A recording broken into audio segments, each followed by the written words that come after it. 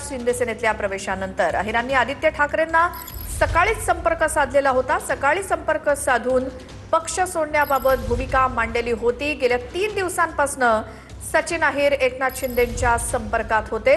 पुढील 2 वर्षांसाठी उपसभापतीपद सचिन अहिर यांच्याकडे असणार आहे। तर सचिन अहिर यांनी आदित्य ठाकरेंना सकाळी फोन केला होता, संपर्क साधला होता, पक्ष सोडण्याबाबत भूमिका मांडलेली होती अशी माहिती आता समोर येते।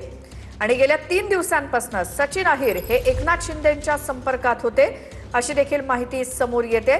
अखेर आज त्यांनी उपसभापती पदासाठी शिंदेंच्या सेनेकडून अर्ज दाखल केलाय आणि त्यानंतर माध्यमात ही बातमी पसरली।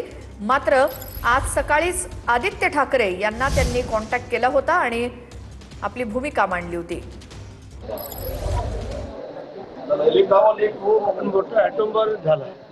बेटा समोर बघ लागत हे लागेल समोर बघ हो आता तरी हा देणार ना।